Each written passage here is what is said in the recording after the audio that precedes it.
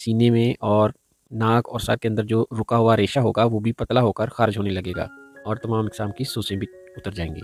खांसी के लिए इससे अच्छा नुस्खा शायद ही आपको मिल सके। बिस्मिल्लाहिर्रहमानिर्रहीम। अस्सलाम वालेकुम ख़वातीन हज़रात। हाज़िर व नाज़र साहिब जलाल व करम यकता व मेहरबान बेमिसल रब्बुल आलमीन में बरकत नाम से आज की वीडियो का आगाज़ करते हैं। मैं हूं डॉक्टर कैसर अब्बास और आप देख रहे हैं अपना यूट्यूब चैनल। इस वीडियो में आपको एक ऐसी हर्बल रेमेडी बताएंगे जिसके इस्तेमाल से ऐसी खांसी जो किसी भी दवाई से ठीक नहीं होती वो इस रेमेडी के इस्तेमाल से ठीक हो जाएगी। और इसके साथ गले की सोजश, नज़ला, ज़ुकाम, फ्लू, गले में दर्द होना और बलगम का जम जाना जिसकी वजह से सांस तंगी से आया करता है, इस हर्बल रेमेडी के इस्तेमाल से ये तमाम अलामात ठीक हो जाएंगी।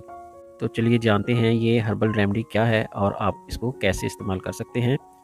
इस रेमेडी में जो चीज़ें इस्तेमाल होंगी उसमें ये गुल बनफ्शा है, इसमें बनफ्शे के फूल और बनफ्शे के पत्ते दोनों शामिल होते हैं।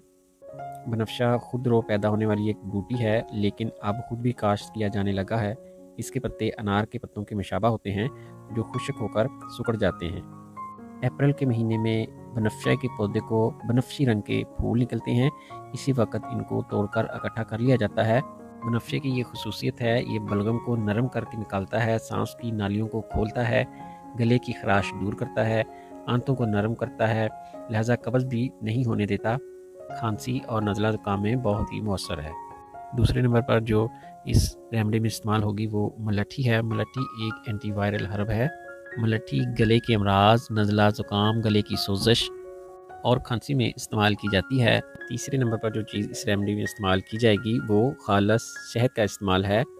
अब इसको बनाने का तरीका ये है कि मलट्ठी और गुल बनफ्शा को आपने 100 ग्राम ले लेना है। इनका बिल्कुल फ़ाइन पाउडर बना लेना है और इसके अंदर अब आपने 200 ग्राम खालस शहद छोटी मक्खी का शामिल कर लेना है। इसको अच्छी तरह मिक्स कर लें, ये एक माजून की सूरत अख्तियार कर लेगी। अब ये रेमेडी तैयार है। इसको इस्तेमाल करने का तरीका ये है कि इसकी एक चाय वाली फुल चम्मच सुबह, दोपहर, शाम नीम गर्म पानी से ले लें या वैसे चूस के खा सकते हैं।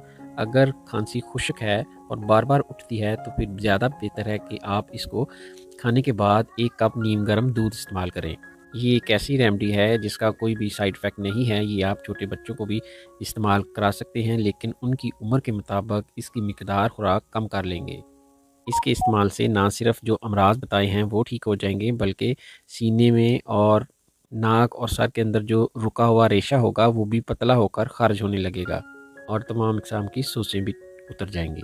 खांसी के लिए इससे अच्छा नुस्खा शायद ही आपको मिल सके। अगर हमारी ये कोशिश पसंद आए तो वीडियो को लाइक, शेयर और चैनल को सब्सक्राइब कर लीजिए।